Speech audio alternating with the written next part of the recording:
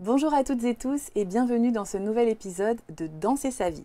Aujourd'hui, j'ai la chance d'accueillir deux femmes charismatiques, puissantes, profondes et drôles. L'une d'entre elles a d'ailleurs fait de l'humour son métier puisque c'est la reine incontournable du stand-up actuellement en France.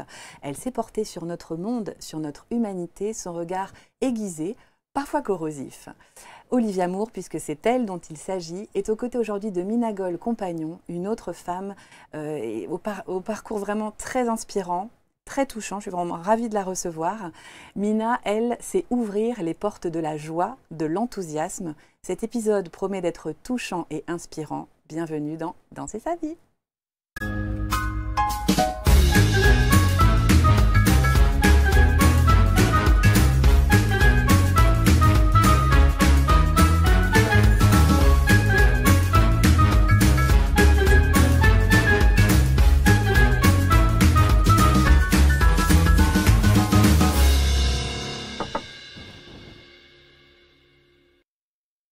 Bonjour Mina Goll Compagnon. Bonjour. Je suis ravie de t'accueillir aujourd'hui. Est-ce que tu es bien installée sur le canapé d'ABC Talk? Je pense que c'est presque orgasmique. Hein. Oula. Ah oui, mais carrément. On commence fort aujourd'hui. Oui, vraiment. Magnifique. Aujourd'hui, je t'accueille aux côtés d'Olivia Moore. Bonjour Olivia. Bonjour Gaëlle. On y arrive enfin à tourner cette émission. Absolument. Hein, voilà, on a eu pas mal de péripéties de notre aventure, mais on tient bon. Je suis ravie de t'accueillir aujourd'hui.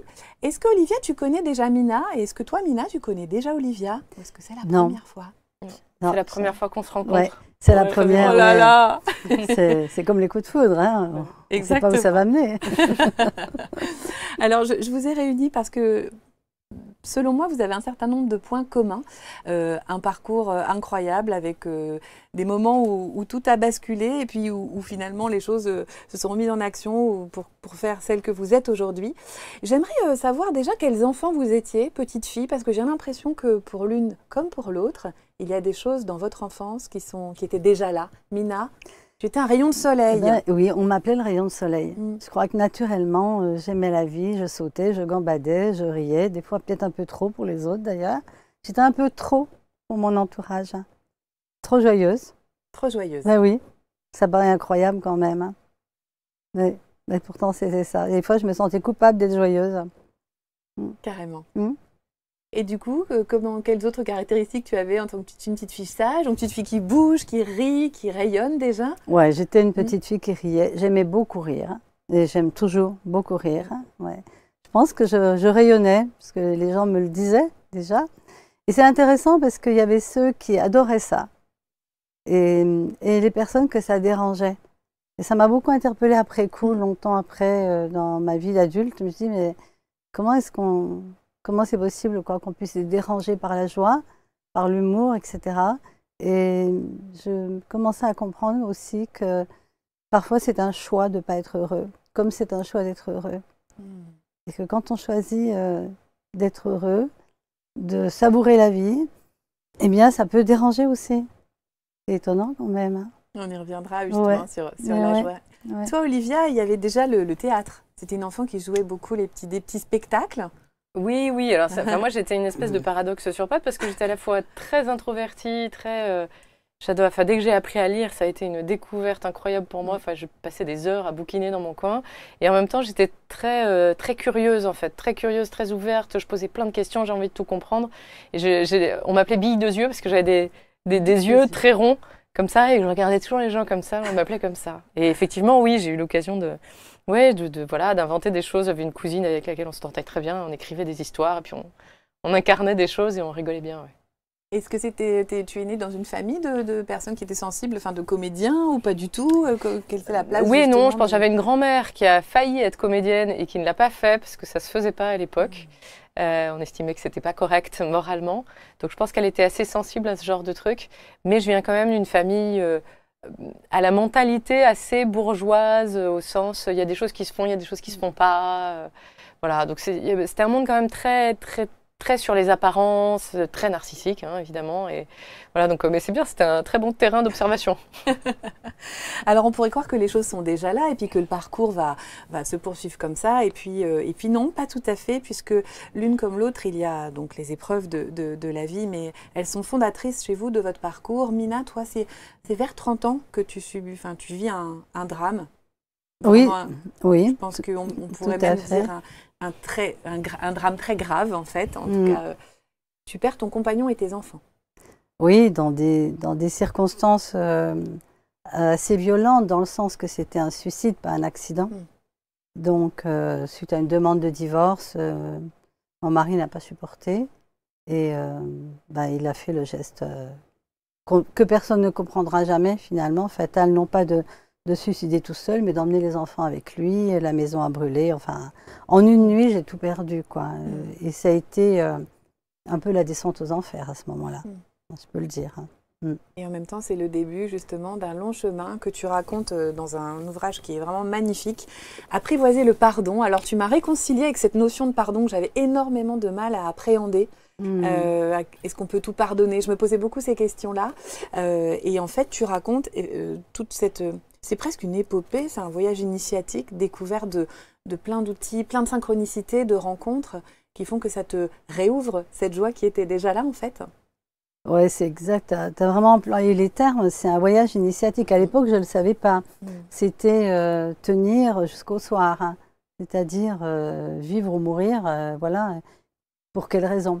Et en fait, ça a été le témoignage de Martin Gray, hein, qui est un autre résilient qui a vécu le camp de concentration, qui m'a fait basculer vers le choix, un choix de vivre, quoi qu'il arrive, ou du moins de faire le choix de tenter de vivre. Parce qu'au début, c'était pas ça. C'était comment je vais faire pour mourir, quoi.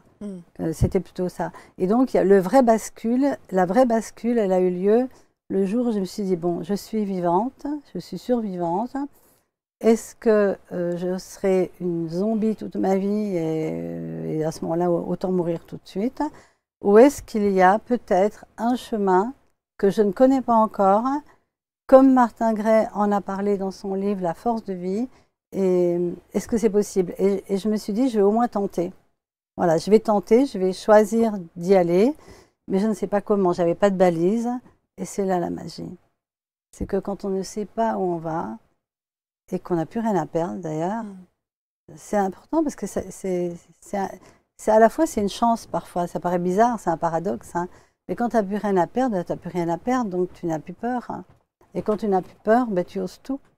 Et là, je me suis mis à oser suivre le flux, suivre les inspirations, suivre la synchronicité, les hasards, les rencontres, même si elles me paraissaient complètement folles, et elles ne rentraient pas du tout dans mon concept de ce que c'était la vie, mais je m'en foutais.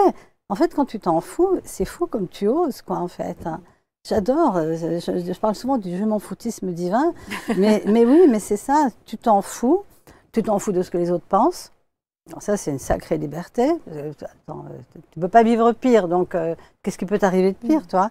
Donc tu t'en fous de ce que les autres pensent, ils t'aiment pas, ben, c'est leur problème. Et du coup, là, j'ai vraiment commencé, j'ai envie de dire, à vivre en suivant l'inspiration, en suivant l'intuition, en suivant le flux de la vie. Et c'est vrai que ça m'a amené dans des endroits, c'est vrai que c'est un vrai voyage initiatique. Un jour, je l'ai relu et j'ai dit, mais c'est incroyable tout ce qu'elle a fait. Attends, elle, je dis, mais attends, elle, c'est moi en fait.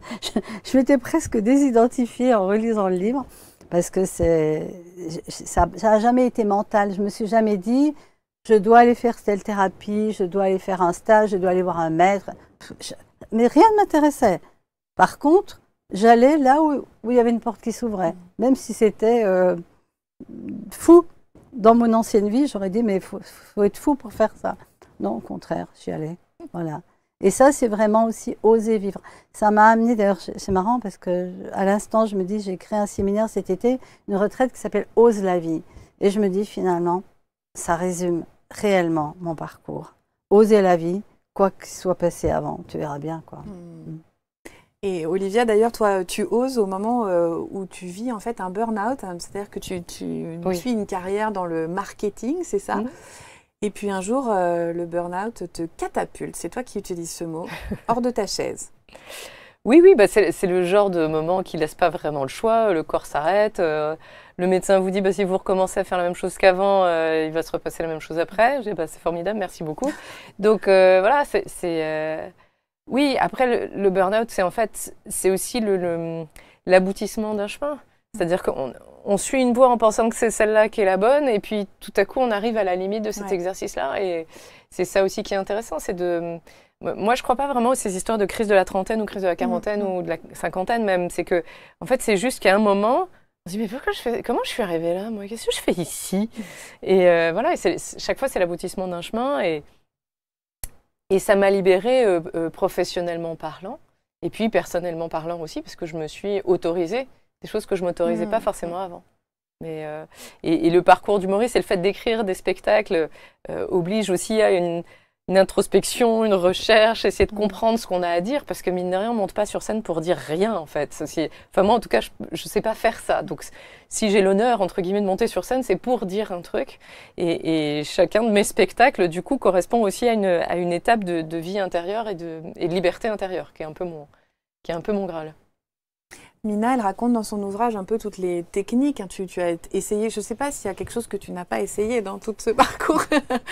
Est-ce que toi aussi, c'est passé par pour toi, Olivia, par des recherches sur toi, peut-être thérapeute, psychanalyse, ou peut-être des outils du corps comment tu as travaillé ça, toi? Ah non, mais moi, j'ai tout fait, moi. J'ai tout fait, voilà. Je continue. J'adore ça, c'est mon kiff. On a vu ta testeuse. Ah non, mais j'adore ça, vraiment. Il y a très peu de trucs que j'ai pas testés. Non, mais aussi parce que bon, il y a le burn-out, mais qui n'a jamais été que, enfin, c'est l'espèce de petit déclencheur. Mais en fait, j'ai eu des épreuves d'enfance très très fortes, et c'est ça aussi qui a motivé. Je me reconnais dans les mots de Mina quand elle dit, on s'autorise en fait. Quand on a vécu des choses dramatiques, on s'autorise, même si on n'en a pas conscience, parce qu'en réalité, moi, j'avais oublié ce qui m'était arrivé. Mais c'est vrai que j'ai fini par, enfin, progressivement, je me suis autorisée en fait, et enfant, j'étais comme ça, j'étais fascinée par tout, hyper curieuse de tout. Donc, c'est pour ça que tout ce qui est développement personnel et psychothérapie, vraiment... On retrouve les yeux grands et ouverts. Non, mais c'est ma joie, mais c'est aussi parce que c'est un chemin de liberté intérieure énorme, énorme.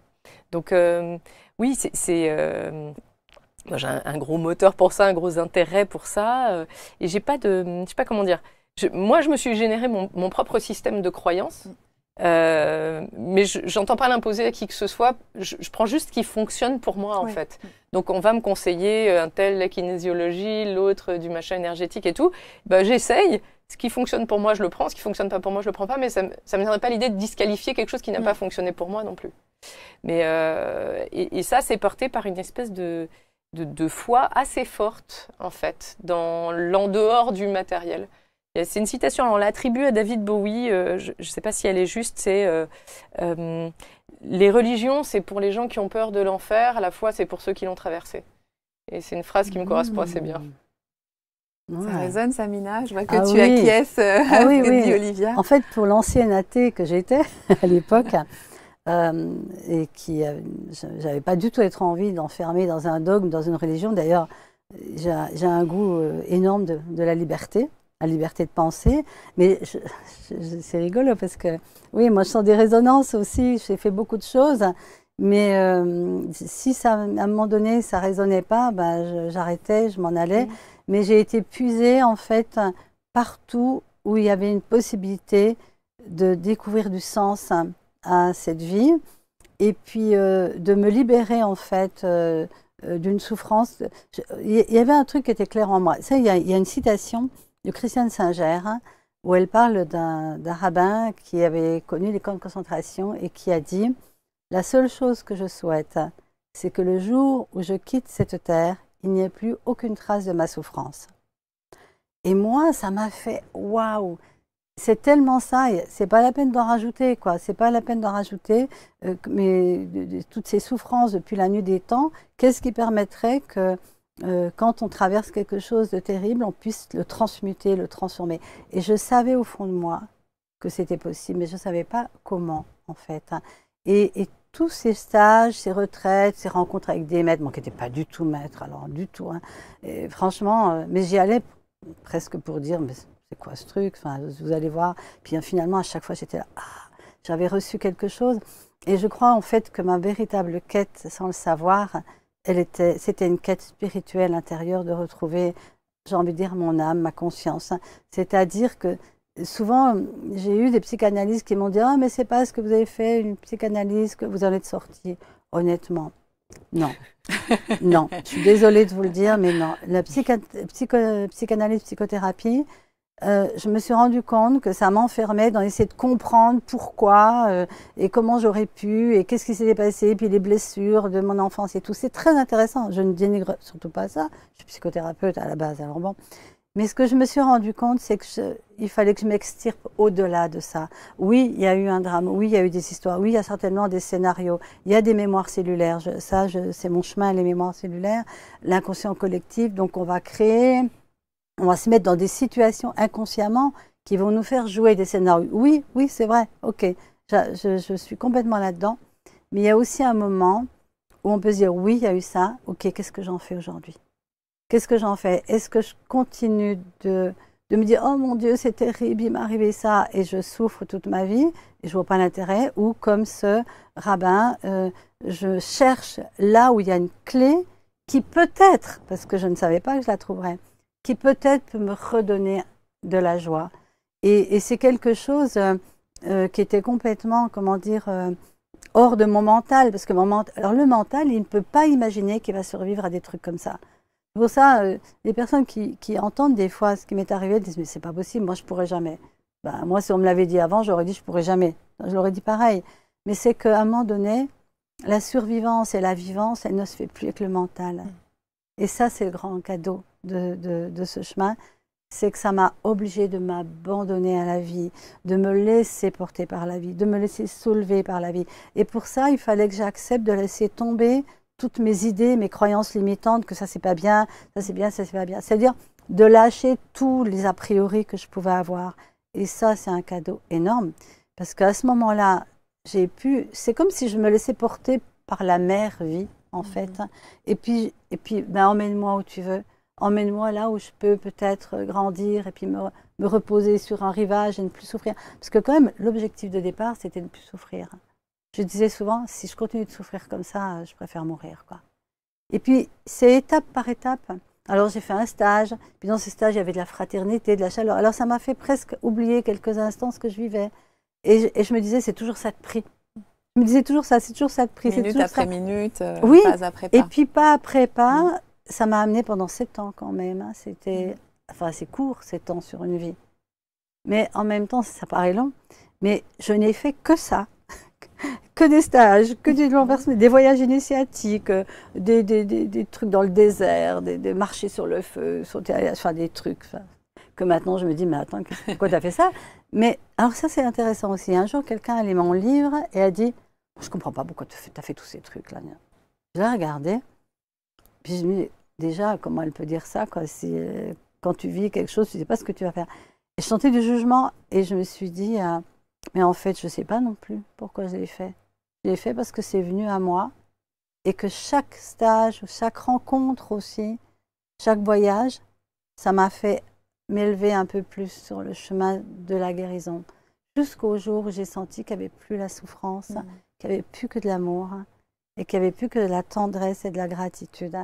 Et quand même, un mot que je voudrais dire, c'est que ce qui donne la force à mon sens, moi, ce qui m'a donné ma force, c'est que je ne voulais pas que mes enfants soient morts pour rien. C'est l'amour, en fait. Oui, c'est l'amour. Quand tu regardes, c'est l'amour. Tout ce qui me porte, tout ce qui me soulève, c'est l'amour. Pas l'amour conditionnel, mais l'amour de tout, de la vie, l'amour de ceux avec qui j'avais donné naissance et que je n'avais pas su protéger. Je ne sais pas si j'aurais pu. Je ne pouvais même pas imaginer, mais c'est cet amour. J'ai réfléchi souvent, je me disais, souvent quand je voulais mourir, je me disais, mais non, si je meurs, ça donne raison à ce geste. Ils seront morts pour rien. Donc, qu'est-ce que je peux faire de leur mort? Et si je pouvais en faire quelque chose de beau? Mais je ne savais pas comment.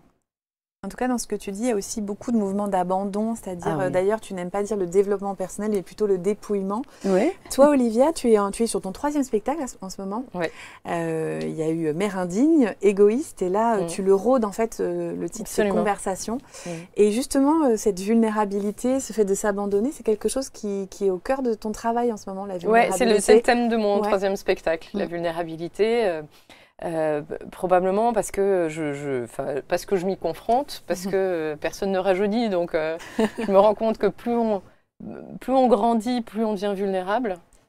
Qu'on passe des années à se construire un personnage, à créer une espèce d'armure, un truc qui nous permet d'avancer socialement, de nous poser. Moi, je me souviens, quand j'étais petite, un truc qui me fascinait, c'était les gens qui avaient une opinion, tu sais, et qui étaient capables de l'affirmer avec force. Je me souviens, petite, j'étais là, moi, je veux être capable de faire ça.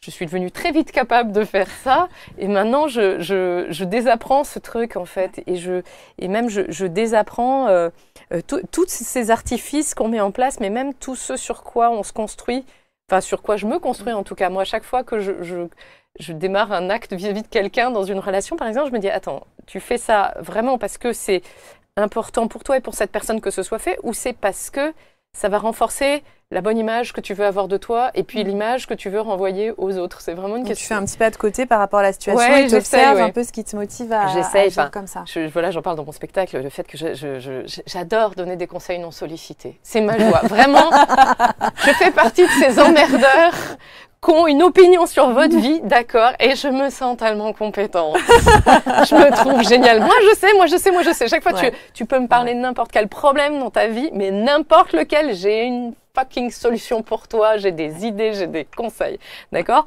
Ça, c'est vraiment un truc sur lequel je me suis construite, avec une espèce de truc un peu altruiste en moi, et souvent, j'ai conscience que c'est une façon, vraiment, il y a une vraie part d'altruisme au sens...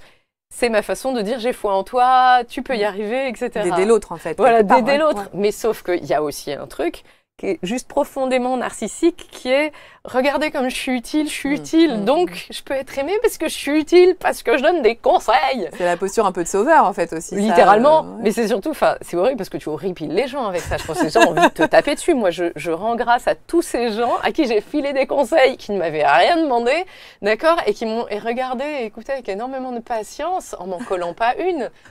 Parce que moi, tu me donnes un conseil non sollicité, mais je t'envoie en orbite autour de Mars, d'accord? Donc voilà, donc j'essaye en moi, de retrouver ces petits trucs-là. Mais ce qui a changé par rapport à avant, c'est que j'essaye de ne pas me sentir nulle quand j'observe ça chez moi.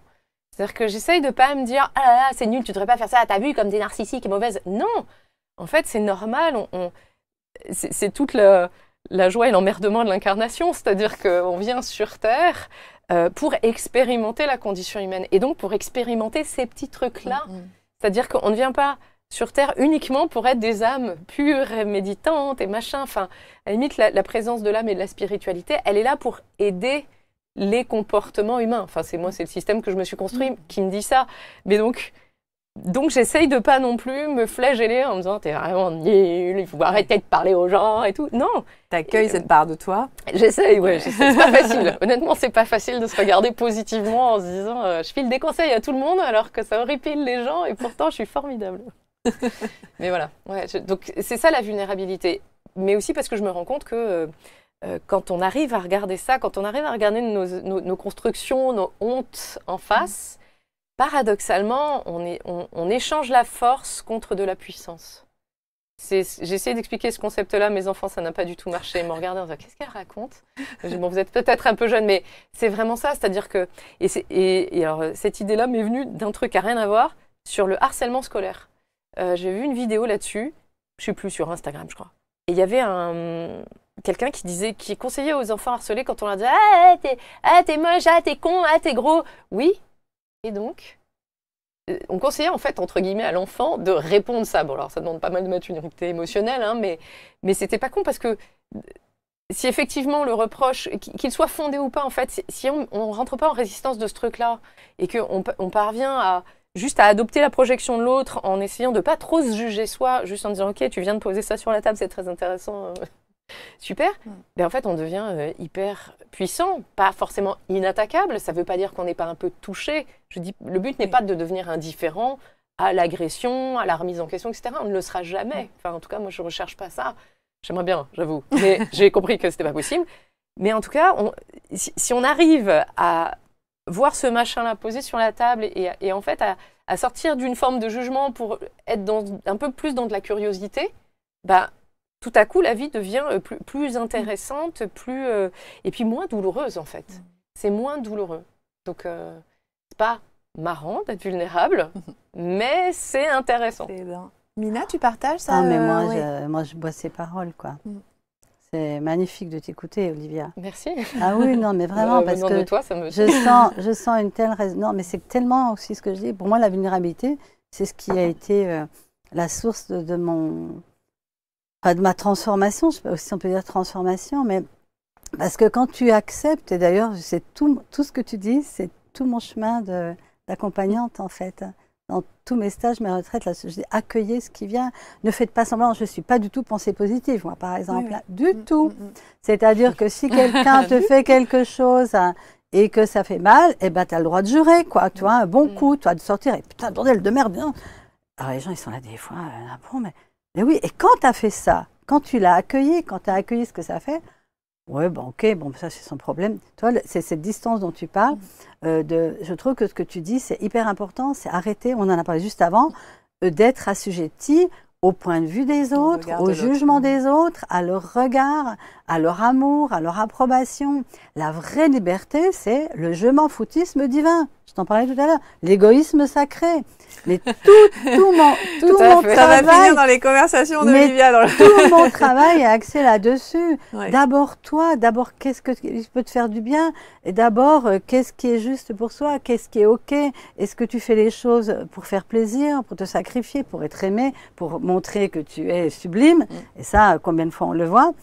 Et ce fameux triangle victime-bourreau-sauveur, là, quelque part, il faut qu'on en sorte, là. Hein. Il faut vraiment qu'on en sorte.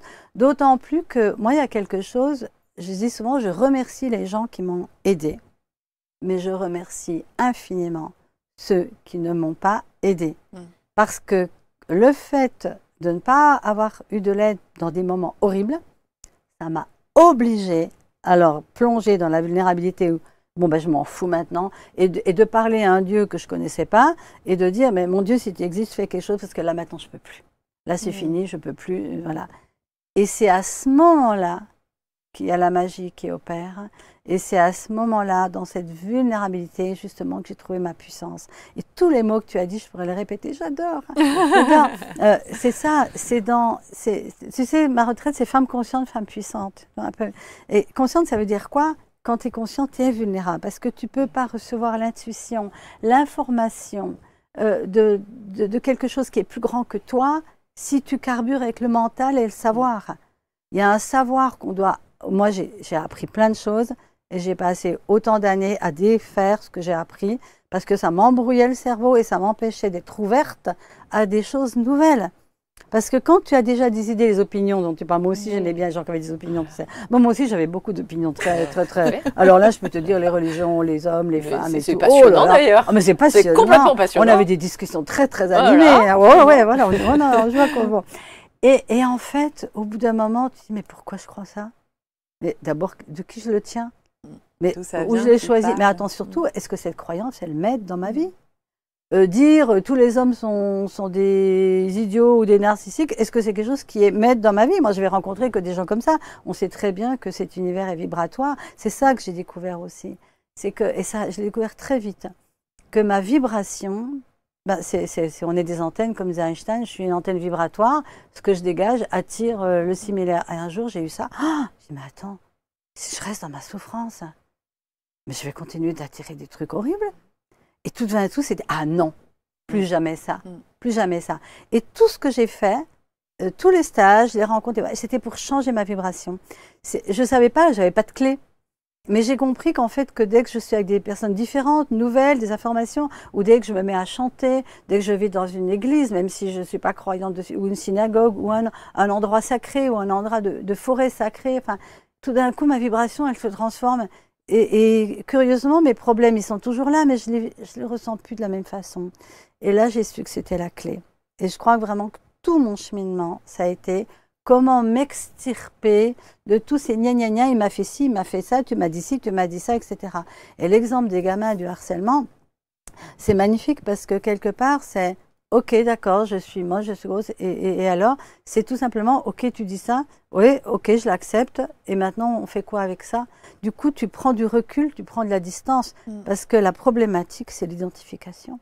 Et puis ça parle du regard de l'autre, de l'effet miroir, sans doute aussi. Imagine, imagine que je m'identifie toute ma vie à mon histoire. Oh la pauvre. C'est pour ça que j'ai jamais voulu créer d'association de ceci, de cela, de maman, de je sais pas. Ça peut aider certaines personnes. Mais moi, j'adore. Il y a des gens qui font des choses comme ça et c'est formidable. Mais moi, je me suis dit, je suis pas que ça. Je suis pas que cette femme qui a perdu des enfants. Stop, quoi. D'ailleurs, à un moment donné, je voulais plus rééditer mon livre. Aux éditions du Courrier du Livre, ils m'ont vraiment demandé, mais si ce livre, il parle, il est universel. Et moi, j'étais là, ah non, j'ai pas encore, il faut que j'en écrive un deuxième, parce que ça fait 3 ans que j'en écris un deuxième, quoi. Alors moi, je sais pas comment ils font les gens qui écrivent un livre par mois, mais bon, je sens qu'il faut que je me pose, et je sais que je dois écrire autre chose. Et en même temps, je suis consciente que ce chemin, il m'a tellement apporté. Il m'a tellement amené là où je suis ici. Et je peux regarder ce scénario que j'ai vécu comme quelque chose de magnifique. Ça donne une force à ton propos aussi, parce qu'on se dit, si elle qui a vécu ça, il y a quand même quelque chose, je pense, qui donne corps encore plus. C'est-à-dire, on se dit, elle en est là, donc c'est possible. Je pense que ça ouvre. Mais j'aurais pas voulu écrire. S'il n'y avait pas eu... Vous savez, des fois, j'ai été invitée dans des émissions de télé ou autres. On voulait que je vienne raconter ce qui m'était arrivé. Je dis, OK. Et il y aura aussi le chemin de résilience. Et, ah non, juste... Je dis, à quoi ça sert? Faire pleurer dans les chaumières? Oh, la pauvre femme, vous vous rendez compte ce qu'elle a vécu? Mais moi, ça ne m'intéresse pas. Je ne veux pas être celle qui a... Je suis celle qui a vécu un parcours et qui en a fait quelque chose, mais ce n'est même pas moi. Je veux dire, je ne suis pas... J'ai été aidée, quoi. J'ai accepté l'aide invisible que je ne connaissais pas pour aller là où je suis aujourd'hui. Mais il n'y a qu'aujourd'hui que je peux dire « Ah, mais oui, mais je suis tellement heureuse de vivre. C'est tellement... » Et je ne savais pas qu'un jour, vous savez, quand tu es avant le tunnel, tu n'imagines pas qu'il y a la lumière au bout, quoi. Tu te dis « Oh, il n'y a que du noir, il n'y a que du noir, mais ça va durer tout le temps. » Et en fait, un jour, je suis arrivée au bout du tunnel. Quand je dis un jour, c'est le jour où j'ai pu penser à mes enfants, où il n'y avait plus que de l'amour et de la tendresse et de la gratitude. Parce que la souffrance, elle m'empêchait de contacter ça. Finalement, il y a des personnes qui disent « je ne veux pas faire le deuil, je ne veux pas oublier ». Mais ce n'est pas oublier. Ils ont toujours été tellement... Mes enfants sont vivants en moi. Ils sont vivants, ils sont le fait que j'ai eu ce parcours. Ils sont le fait qu'aujourd'hui, je peux dire, mais j'aime tant la vie est belle, mais célébrons cette vie, ayons de la gratitude pour cette vie. Mais je peux le dire parce que c'est là, c'est vrai, c'est tellement vivant, c'est tellement puissant. Et quand des personnes disent, par exemple, des fois, on n'oublie jamais, parce que j'entends souvent ça, même des thérapeutes qui disent, oui, mais de toute façon, un deuil enfant, on s'en remet jamais. C'est quoi cette histoire? Je suis désolée, mais on s'en remet pas, bien sûr que non. On continue de vivre. On se transforme et la douleur, elle se transforme en quelque chose de tellement plus doux et beau, quoi. Et ça, je le revendique parce qu'il faut le dire, je ne suis pas la seule à le dire. J'ai rencontré d'autres mamans qui ont perdu des enfants et qui ont eu un chemin similaire au mien. Voilà. Où à un moment donné, tu dis, mais oui, merci à eux, ce sont des anges qui m'ont permis de découvrir vraiment la force de la vulnérabilité, qui est une puissance incroyable. Pourquoi? Parce que cette puissance, elle n'a rien à voir avec ton ego. Elle a à voir avec que tu sais que tu peux avoir confiance. La vie, elle te soutient. Et tu parlais aussi de tout ce qui est vibratoire, ça c'est vraiment au cœur de ton travail. Et justement, en discutant avec Olivia, quand on avait préparé l'émission, tu m'avais parlé aussi de cette vibration que tu sentais. Tu m'avais dit, il y a des soirs où je sens une salle, je sens que ça va être une bonne salle, je ne sais plus si c'était vraiment ce mot-là. Et puis il y a des moments où je sens que la vibration... voilà, il y a une partie de la salle qui est pas là-dedans et ça se contamine. Et du coup, oui, alors ça, c'est une partie, c'est drôle parce que, d'abord, c'est un truc en tant que personne de scène et surtout les humoristes, on a déjà nos petits tests et alors là, ils sont purement rationnels, entre guillemets, c'est-à-dire qu'on sait qu'il y a des blagues qui marchent sur 100% de la salle. Donc, si la blague en question, et en général, est en début de spectacle, si elle ne fonctionne pas, on sait que la soirée va être un petit peu longue. Mais après, oui, je suppose que mes co-religionnaires humoristes le vivent aussi. C'est-à-dire qu'à un moment, ça devient... Il y a évidemment ce qu'on a préparé, il y a ce qu'on dit, il y a la façon dont on se tient sur scène. Mais en fait, à mon sens, il y a un échange qui se passe à un autre niveau, effectivement. Alors, vibratoire, émotionnel, hormonal, je n'en sais rien. En tout cas, oui, où on sent, en fait. Il y a des moments où la salle te porte... Et des moments où la salle ne te porte pas. Et puis des moments où même il suffit qu'il y ait 2, 3, 4 personnes dans la salle qui sont pas bien, qui sont machin, et ça va contaminer genre 10 personnes autour, et donc l'atmosphère va être beaucoup plus difficile en fait c'est pas contrôler parce qu'on peut pas la contrôler en fait, ça va être plus difficile de naviguer sur cet océan-là en fait. C'est aussi un truc d'acceptation, c'est-à-dire qu'à un moment, toi, tu donnes ce que tu as à donner, donc bon, bah, quand c'est comme ça, quand la salle est plus difficile, bah, tu mets davantage d'énergie. Moi, je renforce ma concentration en me disant, ok, bien carré, parce qu'il faut que du coup, le cadre soit encore plus solide pour éviter que ça parte. Toi, tu impulses aussi ta partie. Voilà, donc moi, j'envoie beaucoup plus d'énergie, donc en général, je sors de scène, je suis là, j'ai envie de claquer. Mais oui, c'est un... En fait, c'est très intéressant. Enfin, ce chemin d'humoriste, il est hyper intéressant sur un plan personnel pour moi parce que ça m'a appris que effectivement, tu dois renoncer à contrôler ce qui se passe en face de toi. C'est-à-dire que tu peux mettre, tu n'es responsable que de l'énergie que tu mets dans les choses, et tu peux pas. Il faut vraiment renoncer à ce truc de contrôle. Et je l'ai appris aussi parce que, bon, bah voilà, quand on est sur scène, donc on fait un métier public, bon, bah, on a beaucoup de retours. Beaucoup de gens ont une opinion, hein, voilà. Donc, bon, bah, déjà, il faut apprendre à faire le tri sur les opinions. Moi, je suis quelqu'un d'extrêmement sensible, hein, et pour le coup, j'ai une vraie vulnérabilité à l'attention qu'on me porte et à ce qu'on va me dire, etc. Et en fait, avec les années, j'ai vraiment appris que ce que les gens te disent ou te font parle plus d'eux que de toi. Oui, et ça, donc moi, j'en suis pas au je m'en foutisme universel, là, ou divin. Et je sais pas si j'y arriverai parce que, en fait, je suis toujours touchée, mais en même temps, ça me met en contact avec ce qui se passe chez l'autre. Je me souviens d'une fois, un type qui m'avait reproché de pas assez bien articuler, qu'il n'avait rien compris, etc. Or, pour le coup, j'ai certainement beaucoup de travers sur scène, mais l'articulation n'en est pas un. C'est-à-dire que je sais qu'au contraire, je peux parler très vite et on comprend toujours ce que je dis. Voilà, parce que c'est quelque chose que j'ai énormément travaillé. Et donc, ça m'avait vraiment interrogée. Et en fait, j'ai réalisé, parce que c'était en fait un type, c'était le père du gars qui avait fait les musiques de mon spectacle à l'époque. Donc, il y avait un truc qui se jouait là déjà, et le type était allé jusqu'à mettre une mauvaise critique publique sur Internet quand même. Oui, okay. Et en fait, en creusant, c'est quand même très étrange ce truc-là, j'ai appris que le type en fait est en train de devenir sourd. Oui, c'est ce que j'allais dire, il fallait lui donner l'adresse d'un ORL. Il est en train de devenir sourd, donc en fait, ce qu'il a projeté sur moi, c'est sa souffrance à lui. Ce qui m'a du coup permis de redescendre d'un cran, en me disant ah d'accord, donc en fait, ça n'a rien de personnel. Ça rend pas sa démarche plus juste. Et j'ai le droit de constater que c'est injuste et d'avoir une forme de colère ou de truc en disant bah c'est quand même pas très juste quoi, et de se dire bah là pour le coup il est venu taper sur une limite. Hein. Donc je m'autorise à ressentir cette colère et cette contrariété, mais tout en prenant pas trop le truc personnellement non plus, en disant ok c'est là qu'il en est. C'est-à-dire que je fais ça lui appartient quoi. Oui c'est quand même je rends à César ce qui est à César, mais après je m'autorise aussi à ressentir la colère et la contrariété jusqu'à ce qu'elle passe. J'évite de l'inviter à prendre le thé, je cultive pas le truc, alors, je rumine pas en disant qu'est-ce que c'est que ce connard, la vie est injuste, les gens sont des salauds. Non, je fais pas jusque là, mais par contre je m'autorise à me dire putain c'est vrai, c'est quand même une vacherie quoi. Tu vois, voilà, et j'essaye de entre guillemets prendre les choses moins personnellement, c'est devenu un élément de langage un peu, donc c'est difficile de dire ça à quelqu'un, mais juste effectivement de toujours se rappeler que ça reste un individu avec son histoire, ses émotions, ses trucs, et que, y compris moi, quand je dis quelque chose, ça ne part que de moi, de ce que j'ai vécu, etc. Et que le véritable altruisme, entre guillemets, c'est pas quelque chose qui est à la portée de n'importe qui, voire pas à la mienne probablement, parce que moi, je suis prisonnière de mes propres trucs, de mes projections, de ma situation, ou même de ce que j'ai vécu ce matin, ou du fait que j'ai mal dormi. Donc c'est pareil pour les autres. En fait, et sortir de l'égocentrisme pour passer dans l'égoïsme, c'est ça, en fait. C'est arriver à concevoir l'autre dans son intégralité et pas oublier que l'autre n'est pas qu'une fonction ou n'est pas qu'un miroir de ce que tu lui as dit, de ce que tu as fait, etc. Non, l'autre, il arrive avec tout son merdier, là. On se travaille tous avec nos bagages et tout, et que quand il te dit ou qu'il te fait un truc, bah, il arrive avec son merdier. Ça ne veut pas dire qu'on ne doit pas lui mettre de limites, du tout. Mais par contre, il faut être conscient que 9 fois sur 10, ça n'a rien à voir avec toi, ce qu'il est en train de te faire ou de te dire. Et ça, pour moi, c'est assez... ça m'a donné aussi beaucoup de force, de pouvoir laisser à l'autre ce qui lui appartient et de reprendre ce qui est à moi, et puis aussi de me rendre compte, voilà, ça m'aide aussi à me rendre compte quand je dis des conneries.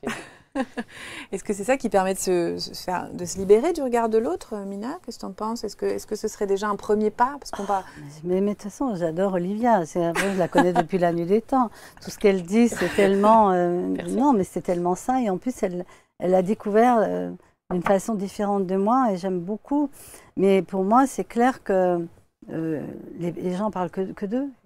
Quand Oui, ils te parlent disent que de quelque toi. chose de toi, ils parlent que de toi. Tout jugement est un auto-jugement aussi.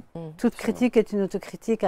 Et à partir du moment où moi, j'ai vraiment pigé ce truc et que ça ne me concernait pas, oui, tu sais, soit on réagit à ce que dit, soit on n'est pas d'accord avec ce que quelqu'un dit, soit on est d'accord. Mais il y a un troisième chemin, c'est qu'on s'en fout.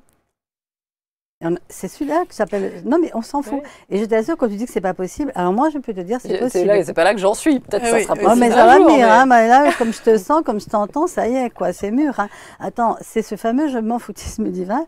C'est, tu sais, cette phrase qu'on dit souvent, nous, c'est un point de vue intéressant. C'est intéressant. Oui. Ah, Je c'est ne suis point pas de vue. obligée ni d'y adhérer, ni d'être contre. Ouais. Et ça, c'est une liberté. Tu sais ce que c'est, point de vue intéressant? C'est comme si tu mettais du savon sur ton corps, ou de l'huile, comme tu veux, et tout ce qui arrive, ça glisse. Mm. C'est juste un point de vue intéressant. Et à un moment donné, même, tu n'es même plus touché par les compliments, parce que les compliments aussi, c'est un piège, parce que tu attends les compliments. Oui. Si un compliment, c'est un point de vue intéressant, d'ailleurs, la personne, un mois plus tard, elle peut dire l'inverse. Hein. Alors moi, maintenant, j'ai compris. Et ce que tu vis sur scène, moi, je le vis aussi sur ma scène d'accompagnement, j'ai envie de dire. Quand quelqu'un arrive, quand un groupe arrive, tu sais déjà si ce groupe, ça va, il y a déjà toute l'énergie qui est là. C'est déjà. Alors, j'ai la chance que les gens, ils ont déjà été sur ma chaîne YouTube. Et souvent, quand ils viennent à mes formations, c'est qu'ils sont déjà dans l'énergie. Toi, moi, je fais des vidéos aussi. Oui, c'est ah oui, ça, c'est c'est pareil, les vidéos remarque. sur Insta. Quand, Et si tu veux, voilà. Et par contre, le challenge, et je suis sûre que tu le vis aussi, c'est de faire retourner une salle finalement, mais sans en avoir l'attente du résultat. Et c'est ça que tu as dit qui est très beau. C'est qu'à un moment donné, nous, on a juste à donner ce que l'on est et le mieux que l'on puisse le faire. Mais c'est pas nous qui allons, on n'a pas le pouvoir que quelqu'un décide d'être heureux, par exemple.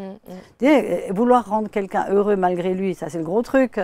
Mais est-ce que la personne, elle a envie d'abord d'être heureuse? Et tu vois, quand je fais des cercles de pardon, maintenant, je demande toujours à chaque personne, est-ce que tu choisis d'être heureuse? La plupart du temps, puis elle me rappelle en Belgique, il y a une, elle a dit, bah non, avec tout ce qui m'est arrivé, non. J'ai dit, ok, t'es arrivé, mais est-ce que tu choisis? Si tu avais une baguette magique maintenant, et qu'avec cette baguette magique, on puisse tout transformer, puis t'ouvrir le cœur à la joie, est-ce que tu le choisirais? Ah oui, mais non, avec tout ce que j'ai... En fait, elle ne voulait pas. En fait, elle était accrochée à l'identité. Je suis malheureuse parce que j'ai vécu ça. Et c'est là qu'on s'identifie à nos histoires, parce qu'une histoire nous rend importants. Et moi, je ne voulais pas tomber dans ce piège-là, tu vois. Je le sentais, le piège, tu vois. Oh là là, quelle femme admirable. Oh là là, tout ce qu'elle a vécu, etc. Non, je ne suis pas une femme admirable. Je suis une femme qui voulait plus souffrir, qui est venue avec un bagage qui lui permettait de... moi, je pense que tous les scénarios, on les a acceptés avant de s'incarner, mais ça, c'est une autre histoire. Et que quelque part, j'avais en moi déjà les éléments pour aller vers cette joie, mais que c'est en m'abandonnant à cet univers, j'ai envie de dire, que j'ai vraiment trouvé les ressources. Parce que tout mon chemin, c'est un chemin de synchronicité aussi. Tu sais, ces personnes qui arrivent dans ta vie au moment où c'est exactement le moment où tu t'y attends pas, d'ailleurs, ou tout simplement, tu as demandé. Moi, j'aime l'énergie de la prière. Hein. Pas la prière de mendicité. Ah, mon Dieu, c'est terrible, il faut que tu m'aides là. Non, vraiment, comme cette prière, demande et tu recevras, quoi. Et demande et crois que tu l'as déjà. Et j'utilise beaucoup ce qu'on appelle les questions ouvertes. C'est-à-dire, au lieu d'être toujours dans la conclusion, oui, alors là, ça ne va pas marcher. Aujourd'hui, il y a ça, il y a ça, il y a ça. Demander quoi d'autre est possible. Comment, par exemple, je peux transformer cette salle? Qu'est-ce qui permettrait que cette salle se transforme? Qu'est-ce qui permettrait que mon groupe se transforme?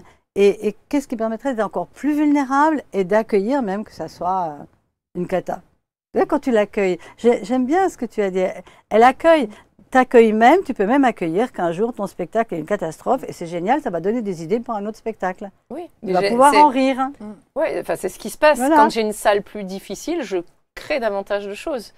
Parce qu'il y a un truc en moi qui se déclenche de vas-y, on cherche, voilà, on cherche, on essaye des trucs, etc. Et c'est très stimulant, ouais. Et du coup, il y a des choses qui sortent qui ne seraient pas sorties avec une salle avec laquelle le contact est immédiat et c'est fluide et ça roule. Bah, quand il y a un peu plus d'obstacles, moi j'ai des ressources qui se déclenchent, mais c'est quasiment pas volontaire en fait. Ouais. C'est juste qu'il y a d'autres mots qui sortent, il y a une autre façon de formuler les choses. C'est drôle, j'entendais... quand j'ai démarré, on me dit beaucoup, ah oui, telle humoriste, elle est extraordinaire parce que vraiment, son spectacle, c'est au cordeau, elle fait la même chose, quoi qu'il arrive, quelle que soit la salle. Et alors, je suis l'antithèse de ça. C'est-à-dire que vraiment, et évidemment que c'est confortable d'être sur des rails, vraiment, quand on fait un spectacle, parce que faut pas négliger, ça reste une énorme responsabilité. C'est un vrai moment de vulnérabilité d'être sur scène, faut pas croire. Enfin, et seul en scène. Moi, je dis, on est le patron, mais on est tout nu, donc c'est quand même, c'est un équilibre difficile à maintenir, quoi. Et moi, vraiment, j'ai vraiment ce truc plutôt de me mettre au diapason, en fait, aussi parce que je considère que sur scène, on fait le spectacle ensemble avec les gens de la salle. Moi, je me vis plus comme un chef d'orchestre et le public est l'orchestre. Et l'idée, c'est qu'on vibre ensemble. Donc, si l'orchestre n'est pas en forme, je sais pas quoi, il y a des trucs qui vont pas, c'est à moi, en fait, de me mettre j'essaye de me mettre au diapason. Des fois, ça prend, des fois, ça prend pas. Mais voilà. Alors après, j'ai l'air d'être une grande sage qui se met au diapason. Il faut savoir qu'un soir public difficile, ça va. 2 soirs public difficiles, bon, ok, l'écho en prend un coup, mais 3 soirs, tu as envie d'arrêter le métier. Heureusement que le 4e soir, le public est meilleur, clairement. Enfin, ça reste une zone de vulnérabilité, mais je ne suis pas sûre que j'ai envie d'en sortir, justement, parce que je crois qu'il faut que j'arrive à conserver cette forme de connexion-là, ce ressenti-là pour le moment. Oui, et puis moi, ce qui me touche dans la façon dont tu exerces ton métier aussi, c'est vraiment cette reconnaissance de on est tous ensemble. Donc, je retrouve la gratitude qui est aussi très chère à Mina, c'est-à-dire d'avoir conscience que tout seul, en fait, tu fais pas ça. C'est-à-dire s'il n'y a pas le public, s'il n'y a pas... Et ça paraît évident, mais je trouve que cette conscience-là, elle n'est pas toujours présente chez tous les artistes, en fait. Et du coup, je suis assez sensible et ça rejoint aussi... Tu disais tout à l'heure, avant qu'on commence, que de toute façon, l'amour et la gratitude, c'était le... Je vois pas ce qu'il y a d'autre. Voilà. C'est le moteur. Ouais. C'est le moteur. C'est des vibrations fantastiques, déjà. Mais franchement, Gaëlle, merci d'avoir invité Olivia, parce que tu as vraiment perçu, en fait, la similitude, parce que quand tu parles, je pourrais dire la même chose avec mes séminaires. J'ai une responsabilité. Les gens, ils viennent, ils investissent pour un séminaire. Et donc, mon souhait, c'est qu'ils se transforment. Mais en même temps, je dois lâcher cette idée. Et tu vois, quand il y a une crise, dans un moment de stage, justement, j'en ai avec ma fille, on en parle. Je dis là, il faut qu'on s'en remette complètement à la grâce. Pour moi, la grâce, c'est l'énergie que je ne peux pas contrôler. Eh bien, il y a des moments où j'ai envie d'arrêter. D'ailleurs, je dis, bon, j'arrête, c'est mon dernier stage. Combien de fois je l'ai dit? C'est mon dernier stage, là, j'en ai marre. C'est la dernière tournée. Ma fille, quand elle va écouter, elle va rigoler, parce que c'est tout à fait ça. Puis tout d'un coup, la crise, le mal-être en question de la personne, eh bien, la personne, elle va le transmuter d'elle-même. Et d'ailleurs, je suis sûre que tu as des gens, par exemple, qui sont peut-être un petit peu comme ça, en résistance, puis qu'après, c'est comme si ça fait un chemin à l'intérieur d'eux. Mais ce chemin, il ne nous appartient pas. C'est-à-dire que c'est un chemin d'énergie, quoi. Et la personne, elle se transforme quand c'est le moment pour elle. Et il faut l'accueillir, ça, il faut l'accepter, il ne faut pas être dans l'impatience. Parfois même, je suis sûre que des gens qui partent d'un spectacle, ils vont commencer à y cogiter, puis même d'avoir envie peut-être de revenir pour écouter, parce que ça a suscité quelque chose, ça a dérangé. Et merci de déranger. Nous devons déranger le monde. Le monde est endormi, l'humanité est endormie. Elle croit qu'elle n'a pas de puissance, elle croit qu'elle n'a pas de capacité, elle croit qu'il n'y a plus de joie. Mais stop, nous sommes la puissance et la joie. Et il y a des moments, il faut savoir réveiller aussi. Et peut-être ne pas être toujours peut-être trop gentil non plus. Justement, pas forcément vouloir aider quelqu'un qui va pas trop bien, parce que peut-être la personne, elle a besoin de toucher le fond, on connaît ça, il faut donner un coup de pied parfois pour remonter. Bon, combien de fois ça m'est arrivé?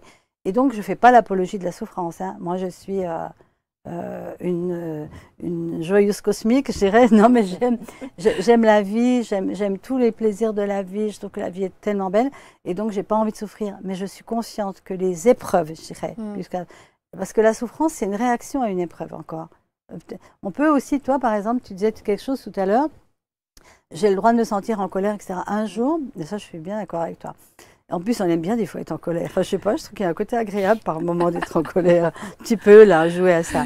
Mais ce que je me suis rendu compte, et ça le jour où j'ai compris ça, c'est que la frustration, comme la colère ou la contrariété, c'est des choix. Je suis pas obligée de choisir ça. Et je me souviens, ça a été un choc quand j'ai compris que j'étais pas obligée de râler. Si quelqu'un n'avait pas tenu une porte au moment où je sortais d'un endroit, je pouvais dire oh oui, intéressant. Et du coup, je me fais du mal en fait quand je suis contrariée. Je me fais du mal quand je suis frustrée.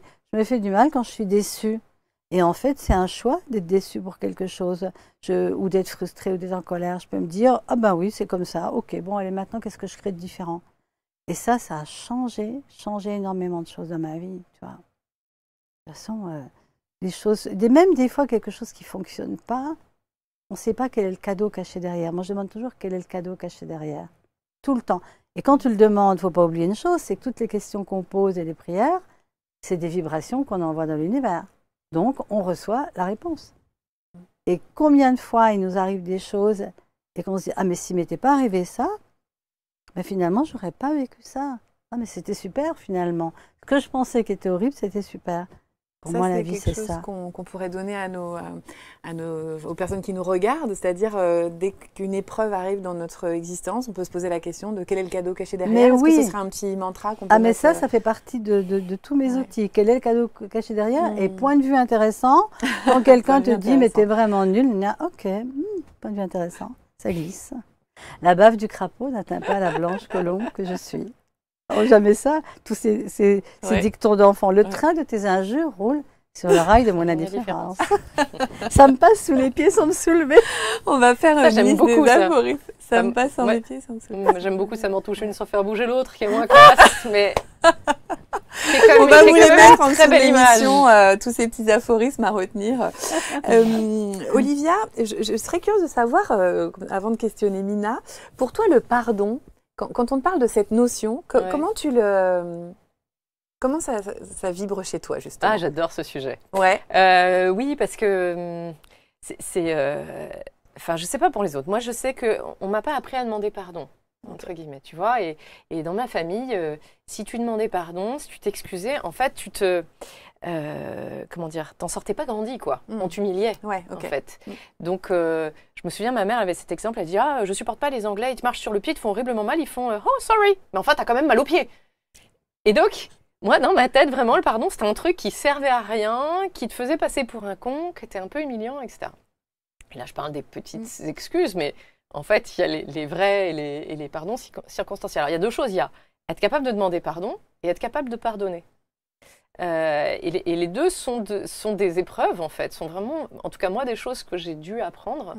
Je me suis rendu compte que probablement je pardonnais plus facilement que je ne demandais pardon à une étape de ma vie. Mais après, j'ai réfléchi, je me suis dit, mais est-ce que tu pardonnes vraiment? Ou est-ce que, pareil, tu fais un truc en toi, là, qui dit, oh non, non, mais moi, je pardonne. C'est-à-dire, je n'accueille pas du tout le fait que ça a été un emmerdement terrible pour moi, je fous tout ça sous le tapis et je vais pardonner. Ah non, en fait. Le vrai pardon, pardonner vraiment, c'est un chemin. Et c'est un chemin qui est super exigeant parce qu'il faut à la fois vraiment, comment dire, ah merde, j'ai que le mot en anglais qui vient, acknowledge, accepter, accueillir la souffrance, enfin ce que ça a généré chez nous, tout en étant capable de renoncer à se venger de ça, tout en éventuellement voulant le bien de l'autre, qui est une vision un peu chrétienne du pardon, mais que moi j'aime bien, parce que j'aime bien ces étapes-là, que je trouve assez intéressantes. En tout cas, ça correspond à mon décortiquage du truc.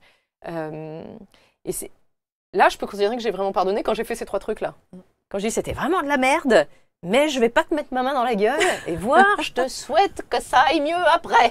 Après, le corps, après, on est pas... Enfin, pardonner, ça veut pas dire oublier. Enfin, moi, voilà, je garde pas la haine ou quoi que ce soit. Par contre, je me souviens de ce dont la personne est capable et j'essaye d'être factuelle sur est-ce qu'elle est capable de faire différemment maintenant. Ça, c'est pour la partie pardonner. Pour la partie demander pardon, ça m'a pratiquement demandé plus de boulot en réalité parce que je ne savais pas demander pardon.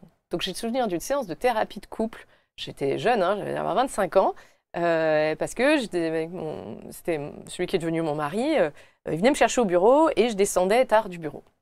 Et donc il pointait en fait, il pointait 1 minute dans sa bagnole, ce qui était sans doute pas très très agréable. Et moi en fait quand j'arrivais dans sa voiture, j'ai dit oui mais parce qu'en fait j'ai eu une réunion, puis on m'a appelé, puis on m'a dit ci, puis moi je me fais ça, puis donc alors voilà. Et donc j'avais plein d'explications, ça des justifications j'en avais, mais jamais je disais je te remercie de m'avoir attendu, je suis navrée, vraiment merci pour ta patience, je suis complètement navrée, je ferai mieux la prochaine fois. Jamais je disais ça. Et donc, c'est la psy qui m'a dit, sinon, éventuellement, prendre en compte le fait que c'était emmerdant pour lui, est-ce que ça pourrait être une option? Et vraiment, ça a été la révélation de ma vie. La lumière dessus. Ouais, et en fait, c'est pareil, j'ai appris à me désidentifier de mes conneries pour demander pardon. C'est-à-dire que, parce que souvent, je trouve que ce qui est difficile quand on doit demander pardon à quelqu'un, c'est que justement, enfin en tout cas moi, j'avais tendance à me flageller. C'est-à-dire que, mais parce que ça venait de mon enfance, c'est-à-dire que si tu es obligé de demander pardon à quelqu'un, c'est que forcément, t'es nul. T'es une très mauvaise personne. Quoi, t'as mal oui, fait. et puis tu t'identifies à tes actes. C'est-à-dire que tu es arrivé en retard, donc t'es une mauvaise personne. Enfin, t'as fait un truc et c'est ton identité d'un coup. Enfin, il y a un moment, il faut dissocier le faire et l'être. C'est-à-dire on peut faire des conneries et être une bonne personne. Alors après, au bout d'un moment, la somme de nos actes finit par influencer qui on est. Donc, faut rester vigilant et pas non plus s'auto-excuser à chaque fois. Mais il y a quand même cette nuance à s'apporter. Et donc, quand j'ai réussi à me désidentifier de mes conneries et à prendre une vraie responsabilité de l'acte et à dire, écoute, j'ai fait ça et je te présente mes excuses, je regrette vraiment ce que j'ai fait, ça m'a vachement aidé. Et même aujourd'hui, dans mon métier, ça m'aide parce que parfois, j'ai même des gens qui m'écrivent à propos de mes vidéos, par exemple. Qui sont pas une grande. Bon, bref, ça bouleverse pas l'ordre du monde. Mais il y a des gens, regardez-les vraiment. Il y a des gens que ça choque. Bon, voilà. Donc, de temps en temps, j'ai quelqu'un qui m'écrit ça me choque, c'est horrible ce que je dis, retirez votre vidéo. Nanana. Et bien là, je dis, je suis désolée de vous avoir blessé. Je dis pas, je suis désolée si vous êtes blessé, si ce que j'ai fait vous a blessé. Non, je suis désolée de vous avoir blessé. Visiblement, j'ai blessé la personne.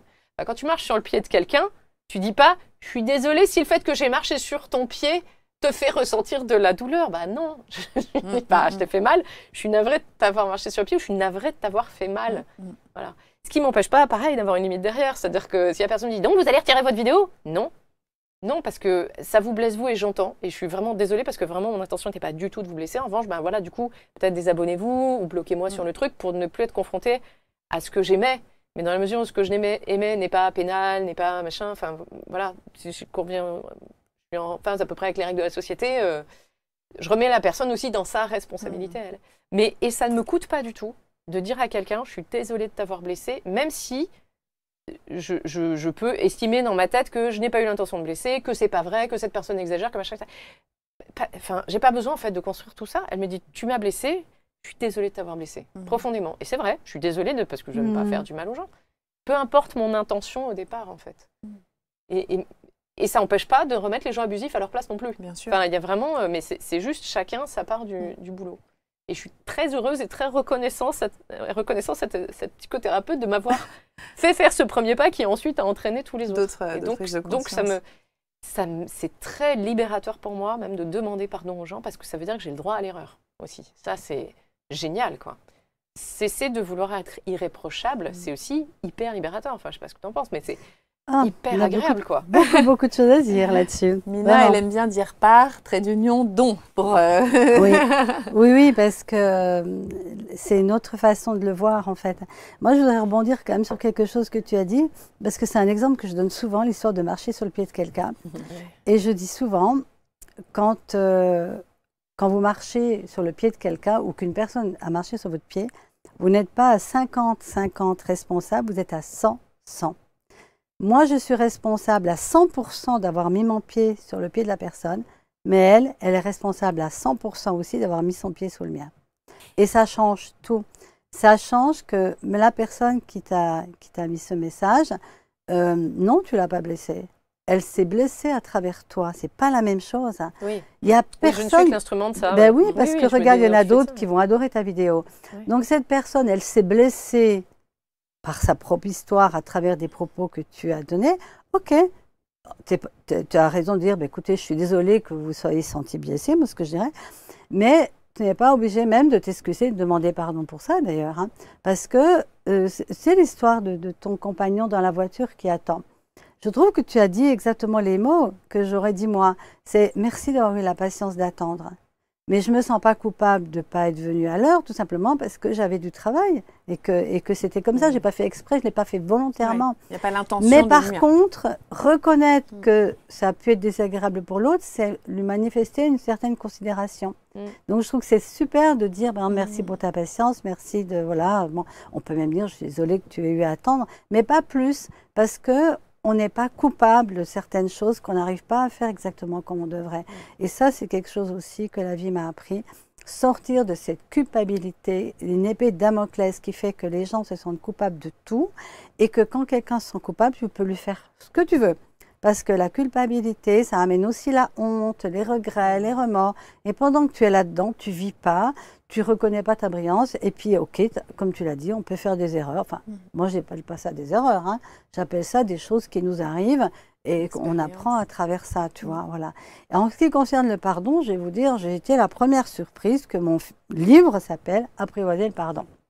Parce que quand j'ai envoyé le manuscrit la première fois, ça s'appelait « Le choix de vivre ». Et je l'ai envoyé donc à Daniel Meroy-Gévaudan, à l'époque, qui était mon premier éditeur, l'édition Amrita. Et il a tout de suite accepté le scénario. Il m'a juste dit, j'aimerais changer le titre et mettre « Apprivoiser le pardon ». J'étais là. Apprivoiser le pardon? Pourquoi? Parce qu'il y a un mini-chapitre dans mon livre où je suis en Inde. C'est le moment où vraiment, je crois qu'il y a eu la grâce qui est arrivée sur moi et que quelque chose s'est terminé. Devant les foyers de crémation, en plus. Et à un moment donné, il y a comme une prise de conscience qui me vient de tout ce que j'ai traversé et vécu et tout ce que j'ai découvert et appris grâce à ce qui m'était arrivé. Et tout d'un coup, il y a mon cœur qui s'ouvre, mais de gratitude. Je n'ai plus que de la gratitude et de l'amour pour mes enfants, pour leur père, pour tout ce qui s'est passé. Et à ce moment-là, quand j'ai écrit ça, j'ai dit, pour moi, ça c'est le vrai chemin du pardon. C'est le don qu'on reçoit à travers l'épreuve et c'est quand on prend conscience que finalement, il n'y a rien à pardonner. Que c'est juste un chemin qui nous est arrivé pour justement nous transformer. Et c'est pour ça que j'aime énormément animer les cercles de pardon qu'Olivier Clerc donc, a remis au goût du jour pour les Occidentaux suite à sa rencontre avec Don Miguel Ruiz.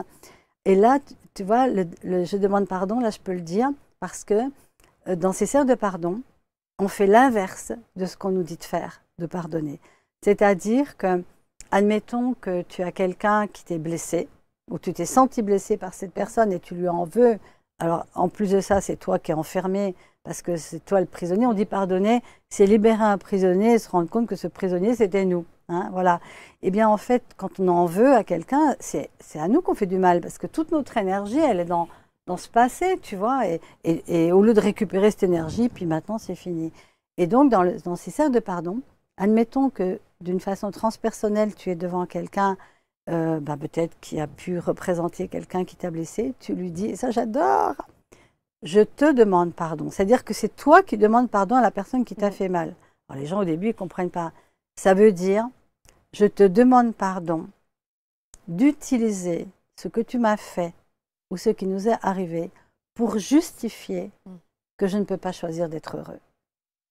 Alors moi, je trouve ça géant. Comme cette dame qui ne pouvait pas dire « je choisis d'être heureux » parce qu'elle continuait de s'accrocher à ça. Et c'est pour ça que je demande toujours aux gens « est-ce que vous choisissez d'être heureux ?» Parce que sinon, ce n'est même pas la peine de le faire, ce cercle. Tu vois. Et en fait, là, il se passe des choses incroyables.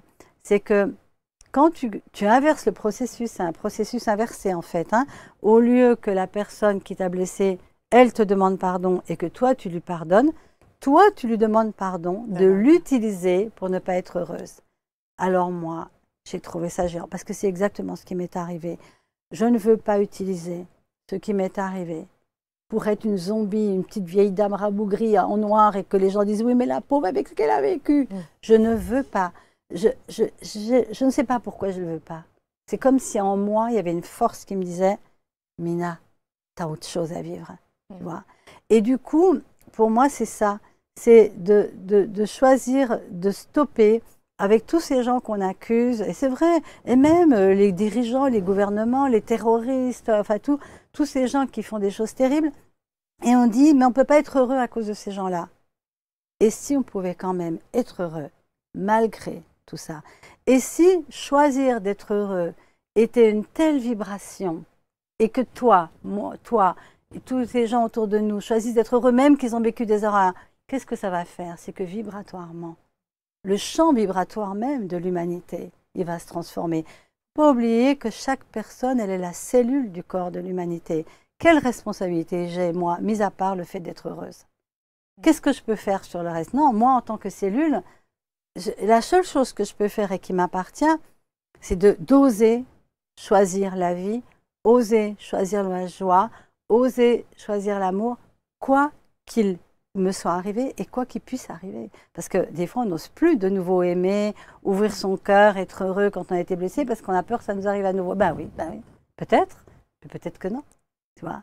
Et c'est là, on est du cristal, on est des perles de joie et qui pouvons transformer le monde. Et moi, j'en suis sûre. Hein. Chaque personne est d'une telle force, d'une telle brillance. Et quand toi, tu es sur scène, quoi qu'il se passe dans la salle et que tu es dans ton truc, moi je vais venir te voir, dans ta joie, dans ta lumière, etc., mais tu fais du bien à tous ceux qui sont prêts, parce qu'il y en a qui ne sont pas prêts. Eux, il y en a, ils ont envie d'être grincheux. C'est leur rôle. Et ils sont là pour que tu apprennes à ne pas te déstabiliser. Moi, j'adore. Merci. En tout cas, voilà, merci de nous semer toutes ces perles de joie, d'espoir. Je pense que ça va être très aidant pour les gens qui ont regardé l'émission, qui malheureusement touche déjà à sa fin. Mais gratitude, parce que je sais pourquoi je vous ai rassemblés sur ce plateau aujourd'hui. Olivia, toi, tu es en tournée, en double tournée, c'est-à-dire rodage du spectacle, tout 2023 jusqu'à 2024. Ouais, c'est ça. Et puis tu joues aussi encore il y a encore un peu égoïste le précédent spectacle, mais il n'y a plus énormément de dates là, il y en a avoir 2 ou 3. Donc les conversations. Voilà, mais c'est surtout Conversation, le nouveau spectacle. Voilà. Alors, on peut te retrouver sur les réseaux. Tu fais pas mal de vidéos sur Insta qui sont vraiment à mourir de rire, qui dénoncent des choses aussi, qui ont besoin d'être dénoncées. C'est très bien comme ça, mais je vous invite vraiment à retrouver le travail d'Olivia sur ses réseaux. Et toi, Mina, des séminaires, des cercles de pardon, il y a une grosse actualité pour toi? Ben oui, il y aura bientôt 2 conférences au Salon Zen à Paris, donc ça c'est l'actualité la plus proche. J'anime des séminaires sur la libération des mémoires cellulaires, du coaching en ligne, alors j'adore parce que je rencontre des gens du monde entier de cette façon-là. Et puis aussi donc mes retraites, les retraites de femmes, les retraites oser la vie, enfin, et puis tout ce qui survient, et puis que j'ai envie de lancer parce que j'adore créer et me laisser inspirer. Donc, je suis pleine d'énergie pour cette rentrée de septembre et 2023. Et je crois que 2024 va être waouh. Waouh. En tout cas, merci à toutes les deux d'avoir accepté mon invitation. Merci à vous de nous avoir suivis. Merci à Mo d'avoir brillamment géré la technique. Merci à Marc pour ta confiance. Et merci à vous d'être toujours aussi nombreux à nous suivre, à nous mettre des petits mots qui nous font du bien quand même, même si ce n'est qu'une opinion, mais là, je la prends quand même avec mon cœur. À bientôt pendant C'est sa vie. Merci. Merci. Super.